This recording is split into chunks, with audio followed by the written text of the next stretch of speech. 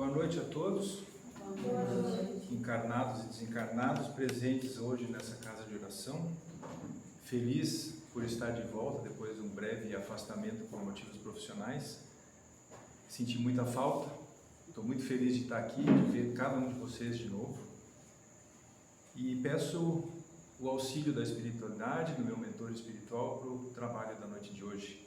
Que eu consiga transmitir o ensinamento, o estudo que foi trazido como tema na noite de hoje. Tá? Fico honrado também pela oportunidade de estar encerrando o ciclo de palestras comemorativas ao Natal, uma grande responsabilidade quando falamos desse assunto que é tão importante e ao mesmo tempo é tão delicado, né? Quando se fala em Natal, que se mistura comércio, religião, aquela coisa toda. Então hoje qual o assunto? Que é o tema da palestra do mês, né?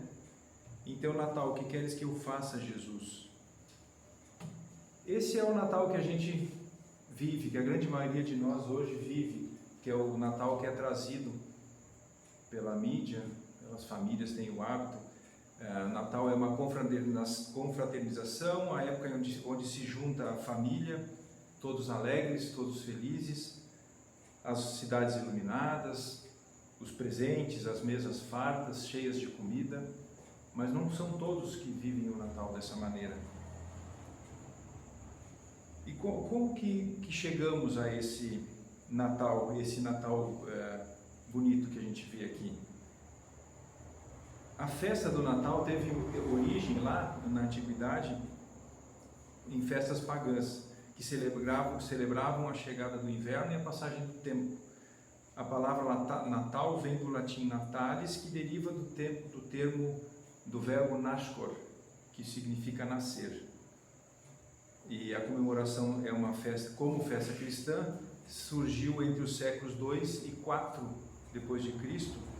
E a teoria mais aceita é que a data foi escolhida justamente para cristianizar as festas pagãs, para que elas perdessem a força, né? Para que o cristianismo conseguisse novos adeptos. E essa festa que se comemorava no solstício do verão, do solstício de inverno lá no hemisfério norte, que era a de Natalis Solis Invicti, que era o dia do nascimento do Sol Invicto, que era o dia que tinha que o dia era o mais longo de todos, por isso que era comemorado nesse dia. A Igreja Ocidental começou a comemorar o Natal no dia 25 de dezembro, no século IV, e a Oriental a partir do século V. E o primeiro registro que se tem na história da comemoração do Natal nessa data foi no ano de 354, do cronógrafo Fúrio Dionísio Filócalo, um estudioso da Roma Antiga. A Bíblia não menciona nenhuma data específica para o nascimento do Cristo. Não diz que foi no dia 25 de dezembro, né? Mas o Natal ele é trazido para celebrar a entrada de Deus na essência humana. E para os cristãos é um dos eventos mais importantes da fé. Ele celebra o nascimento e a volta da essência divina no homem. Já o nosso querido Papai Noel, essa figura tão carismática e emblemática, né, do Natal, conhecido em outras regiões do planeta como Kris Kingle, como São Nicolau, como Santa Claus, ele é um personagem lendário que se originou da cultura cristã ocidental, porque se acreditava que ele trazia presentes para as crianças durante a noite, na véspera de Natal. Brinquedos para os que se comportassem e para os que não se comportassem, ou não trazia nada ou levava carvão, pedras de carvão. Se fala muito sobre Nicolau de Mira, que era um bispo da Igreja Católica, lá no final do século III, início do século IV, que ele tinha esse hábito, né, na noite de Natal, de distribuir dinheiro, moedas para as crianças boas e carvão para as crianças que não se comportavam direito. E justamente ele tinha nessa lenda, ele conseguia fazer todos esses trabalhos no Natal, porque ele era ajudado pelos elfos nocturnos, né, os duendes, que tinham a sua fábrica de brinquedos lá no Polo Norte, e as renas voadoras que puxavam o trenó dele em alta velocidade para distribuir presentes para o mundo inteiro numa noite só. Esse personagem moderno é baseado nas tradições folclóricas que cercam Nicolau de Myra, a figura inglesa de Father Christmas e a figura holandesa de Sinterklaas. Até a Carmen, nós estávamos comentando aqui um pouquinho antes, né, a questão dele ser vermelho é uma digamos assim, foi emblematizado pela Coca-Cola, mas originalmente ele era vermelho e verde. O personagem Papai Noel, lá do São Nicolau, ele usava roupas vermelhas e verde. Mas e aí, Papai Noel, nesse Natal, o que Jesus quer que a gente faça? Ele quer que a gente tenha esse Natal aqui, ou Ele quer que façamos alguma coisa diferente? Ele quer que nós voltemos à origem do puro cristianismo, que é bem diferente dessa festa pagã que vivemos hoje, né? A maioria das vezes. Mas como e por que a gente vai fazer isso? No versículo 14 do Evangelho de João, capítulo 1 do Evangelho de João, está escrito lá: e o Verbo se fez carne e habitou entre nós, e nós vimos a sua glória, a glória que ele tem junto ao Pai como Filho único, cheio de graça e de verdade.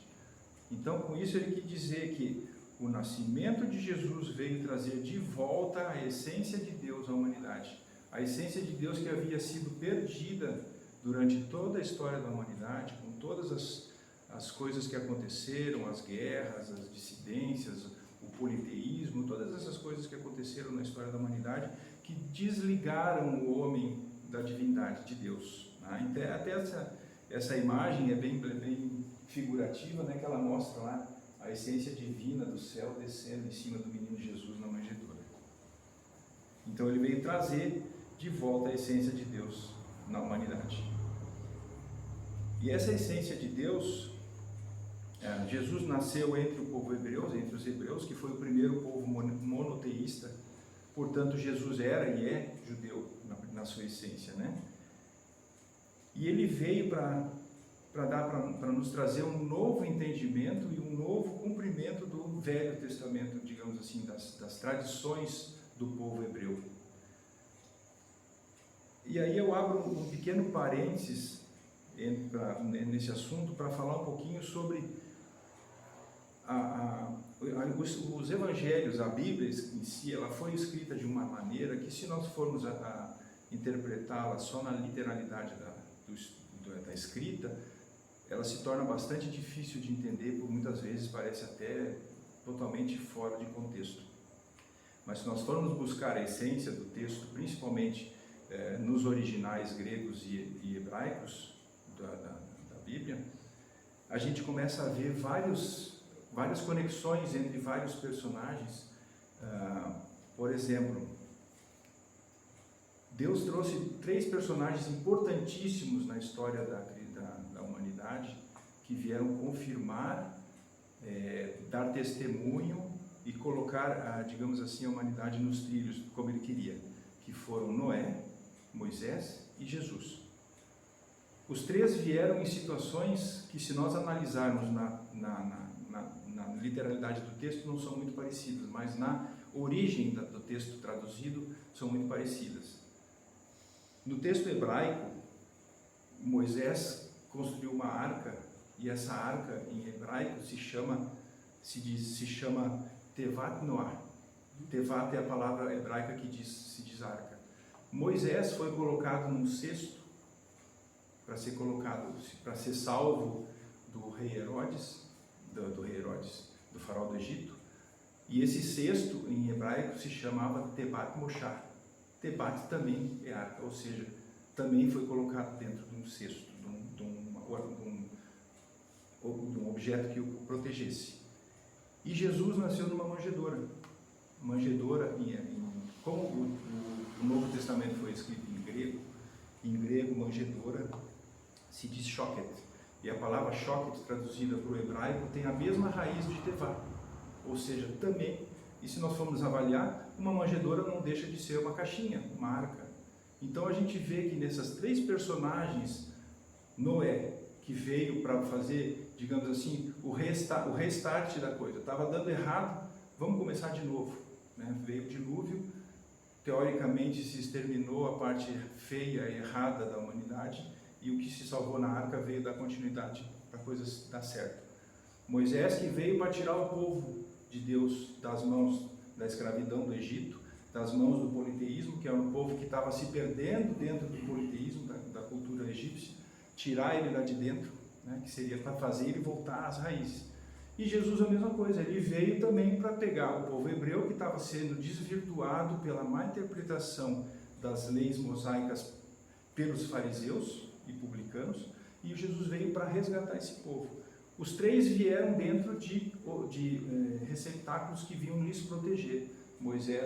Noé veio na arca, Moisés veio no berço, no cesto, e Jesus veio na manjedoura.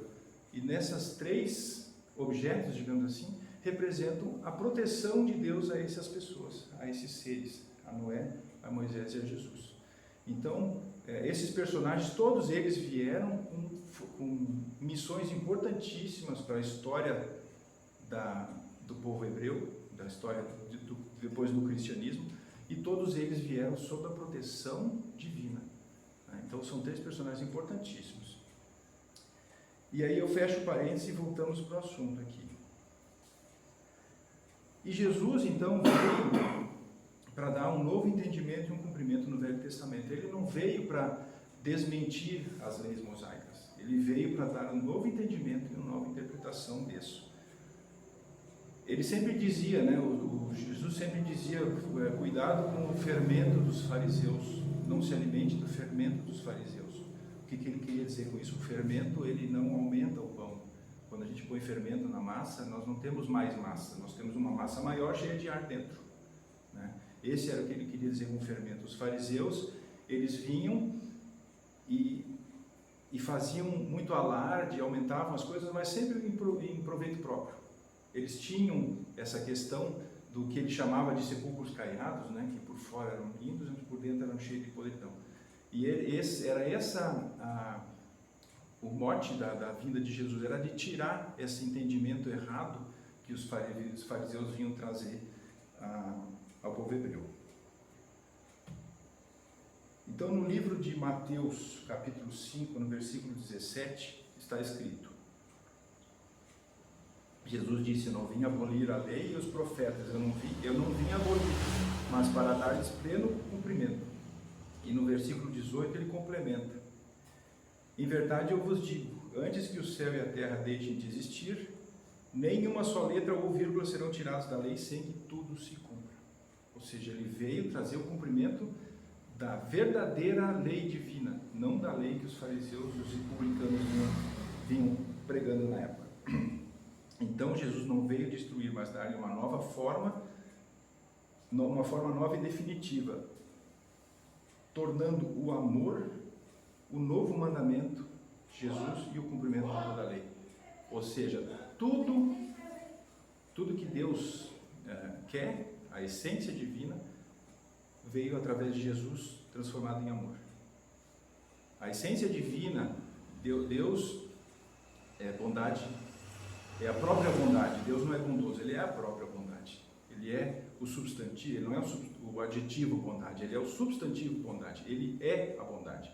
E ele colocou a essência da bondade em nós, para que nós, com o nosso trabalho, com a nossa evolução, com o nosso estudo, nossas atitudes, nossos pensamentos, desenvolvêssemos a bondade em um adjetivo, sermos bondosos. É isso que ele quer. Ele quer que a essência que ele depositou em nós seja trabalhada por nós para que nós possamos exteriorizar isso. E como é que a gente vai fazer isso? A essência de Deus é o amor e a misericórdia, e Jesus Cristo é um exemplo de como Deus se manifesta no mundo. Jesus morreu na cruz pelos pecados da humanidade, redimindo-a e assumindo-a para si. Então, quando Jesus se entregou na mão dos seus algozes, que eram os próprios fariseus, o próprio povo dele, né? Ele redimiu os pecados da humanidade e assumiu a humanidade para si. Todos são os meus irmãos, filhos do mesmo Pai. Jesus amou tanto os seres humanos que deu a vida por eles para que eles pudessem ter a vida eterna. Então ele veio nos ensinar o caminho para que nós pudéssemos ter a vida eterna. E se sacrificou. Ele se vestiu de humanidade, porque ele não tinha essa humanidade, esse corpo humano, físico, denso que nós temos. Ele se vestiu disso para que ele pudesse nos ensinar o caminho que ele queria. E ele pregou a igualdade entre os homens, o amor ao próximo e o repartir do pão. Tá? E ele fez isso em 3 situações importantes da vida dele: na crucificação, na ressurreição e na ascensão. O que eu quero dizer com isso? Na crucificação, ele assumiu para si todos os pecados. Ele se despiu da divindade, do corpo divindade dele, se vestiu de humano para poder receber todos os pecados nossos e redimi-los na cruz. Então, na crucificação, nós temos o Jesus sem roupa. Essa roupa que ele não está usando, porque ele foi crucificado praticamente nu, né? É ele se despindo da divindade dele e se tornando humano para nos mostrar o que ele quer. Na ressurreição, nós temos um Jesus que deixa, nós temos o Jesus vestido e a roupa fica lá. Ou seja, ele deixa toda essa carga negativa, todos esses pecados da humanidade que ele pegou para si, ele deixa lá no sepulcro e sai do sepulcro livre, já revestido novamente da sua divindade. E na ascensão, quando ele sobe aos céus, ele se reveste do corpo glorioso de Filho de Deus e nos mostra o caminho, o resultado do que ele quer. Ele quer que nós assumamos os nossos pecados, nos livremos deles e nos glorifiquemos através do ensinamento dele e dos exemplos dele.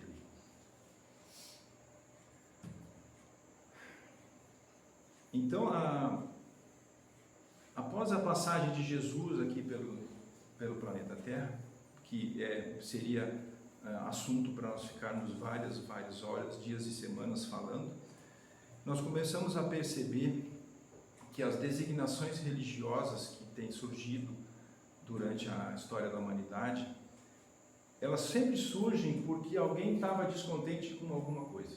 Tá? Então eu trouxe aqui alguns exemplos, né? Lá no ano 337 depois de Cristo, o imperador Constantino criou lá no concílio de Constantinopla e resolveu fundar a Igreja Católica Apostólica Romana porque ele estava descontente com alguns ensinamentos que eram trazidos do puro cristianismo, que Jesus fundou lá no ano 33, teoricamente no ano 33 depois de Cristo.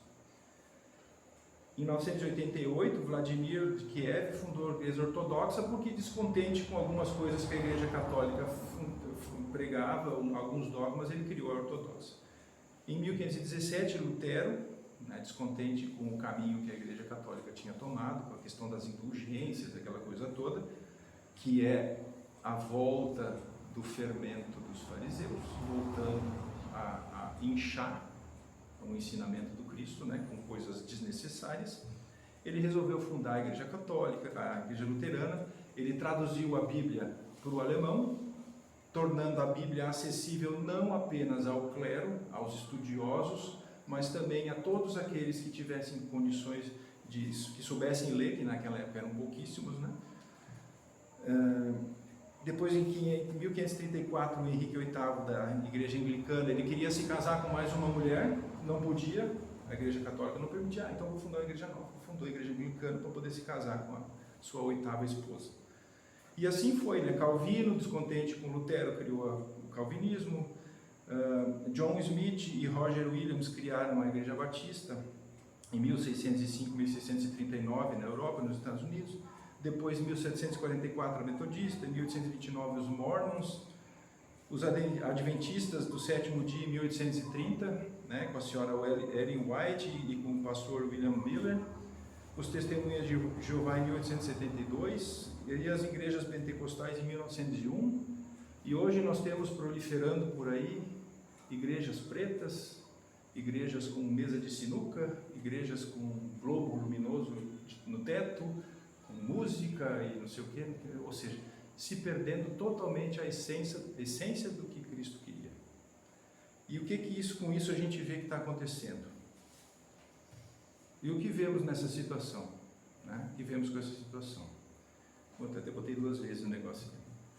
Cristo nos chama a segui-lo, mas o homem, por preguiça, vaidade, egoísmo, orgulho, ele, em vez de se entregar, se mudar para chegar no Cristo, para seguir a sua igreja, ele quer que a igreja se adapte a ele. Aí aparecem coisas desse tipo aqui, ó.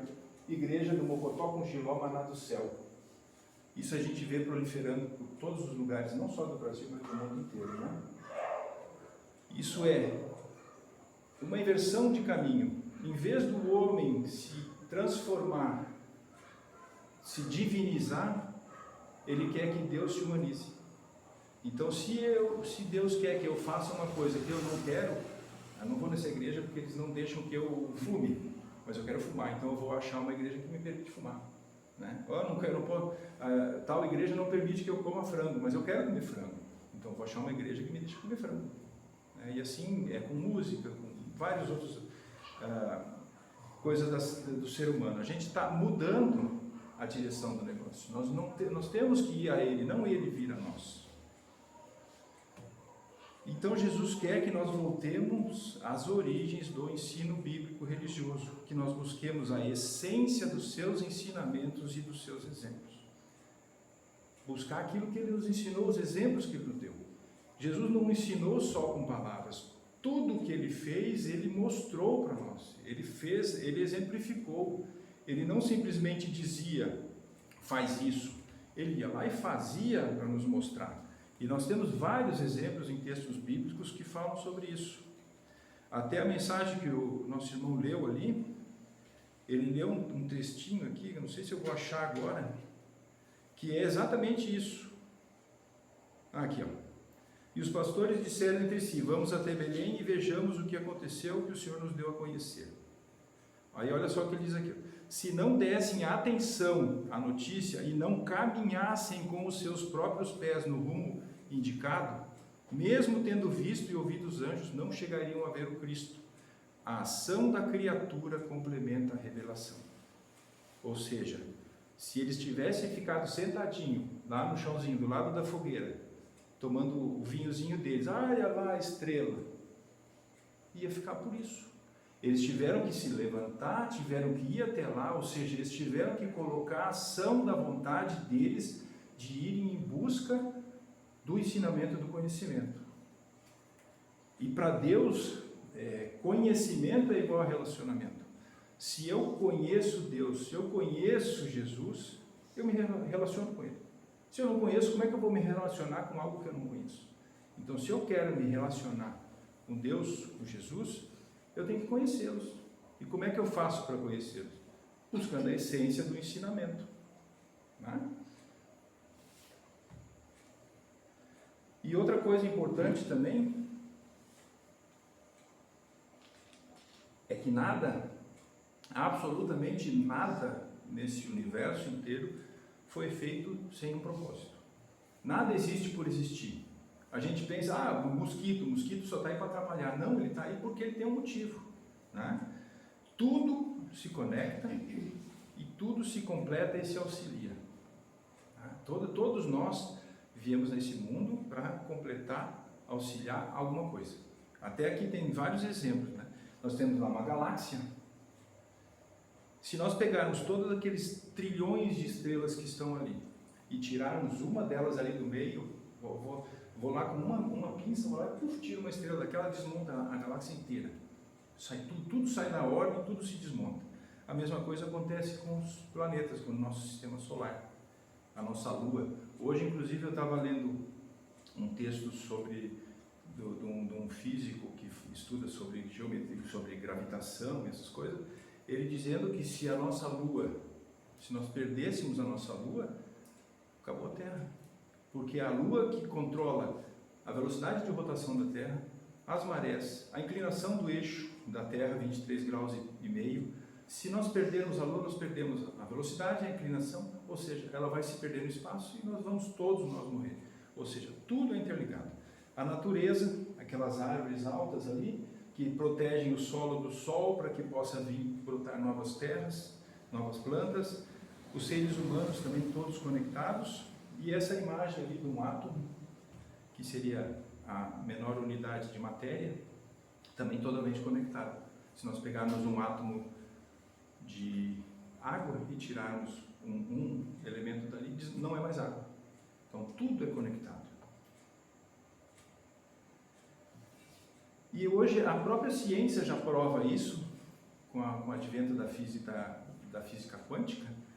Esse físico inglês, Paul Dirac, que viveu no século XX, ele descobriu essa fórmula, que é a fórmula do entrelaçamento quântico. Não me pergunte o que é isso aí, que eu não sei. Ela só é bonitinha assim para desenhar.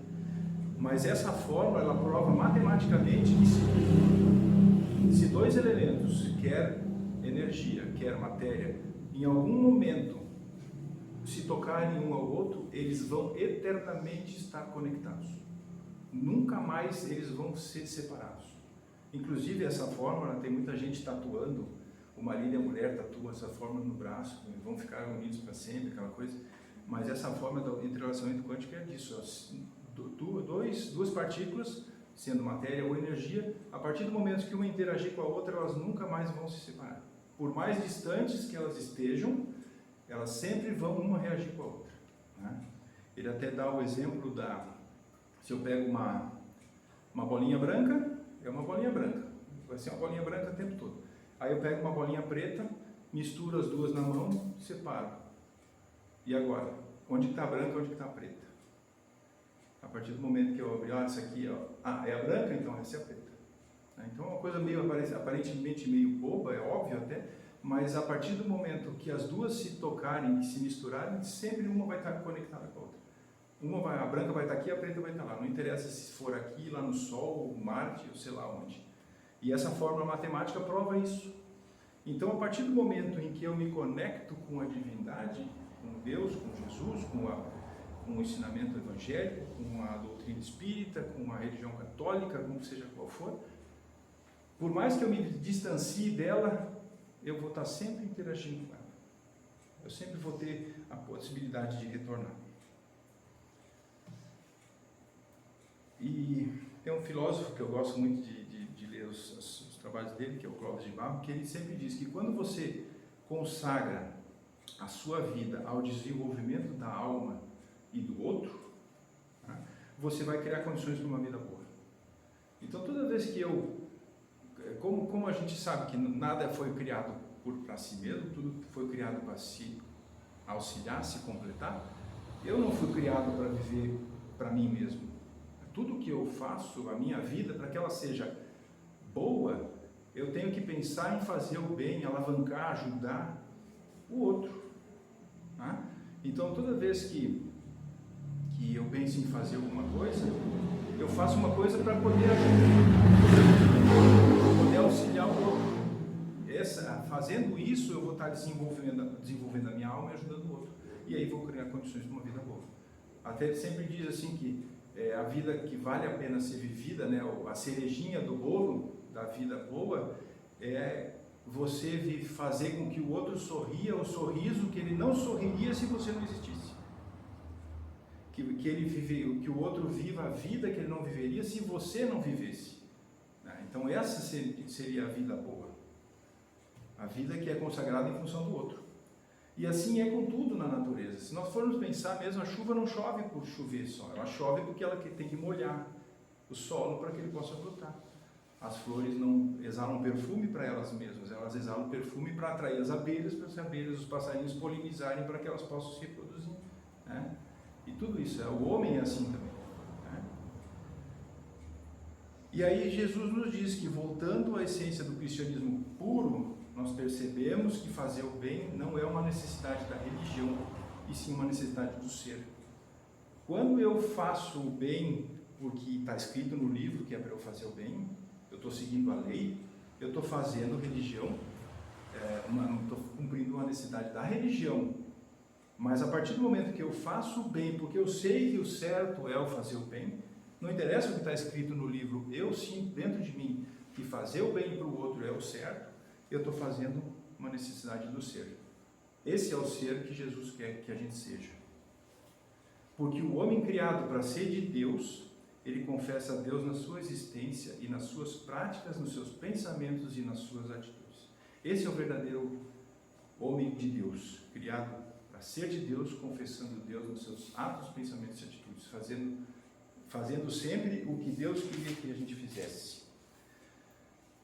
Leon Denis tem um livro, No Problema de Ser, que ele fala, né, que quando os meus atos são os bons e os meus pensamentos não são, eu tenho uma falsa aparência do bem.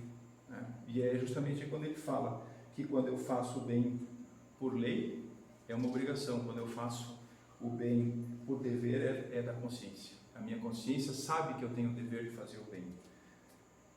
E tem um matemático que falava, Immanuel Kant, né, que tem um livro que se chama A Crítica da Religião, da Razão Prática. Ele dizia o seguinte: age de tal forma que a norma da tua ação possa ser tomada como lei universal. Haja de tal forma que a norma da tua ação possa ser tomada como lei universal. Devemos basear a nossa conduta em valores que todos possam adotar. Então, se eu faço alguma coisa que eu sei que as outras pessoas podem fazer também, que vai dar certo, que vai dar bom, é isso que Jesus queria, que nós fôssemos bons. Né? E acho que deu para entender a questão de voltarmos às essências do que Jesus realmente queria que nós fizéssemos, né? Voltar à essência do verdadeiro cristianismo, aquilo que anda se perdendo no decorrer da história da humanidade e que a gente tem que correr atrás para não deixar isso se perder. Voltar. Não é acabar com as tradições do Natal, não é acabar com o Papai Noel, não é acabar com a família reunida, não é acabar com os jantares, com o peru, com o Chester. Não, é trazer Jesus para dentro dessa comemoração. Trazer o Jesus para sentar do lado do Papai Noel. Trazer o Jesus para sentar junto com a gente na mesa, com a família unida. Nos lembrarmos de Jesus na hora que nós estivermos comendo, todos unidos, rindo, festejando, felizes, entregando presentes. Mas temos que lembrar que Jesus está ali, nós temos que comemorar com Ele. Afinal de contas, nós não estamos comemorando o aniversário de Jesus, estamos comemorando o nascimento de Jesus. Quando Jesus trouxe de volta a essência divina para nós. É essa a nossa comemoração. Então, atrasado já, um Feliz Natal a todos, com Jesus no coração de todos. E que Deus nos abençoe, que nós tenhamos um ano maravilhoso daqui para frente, sempre com a essência divina no nosso caminho. Muito obrigado a todos pela atenção e que fiquem com Deus e com Jesus.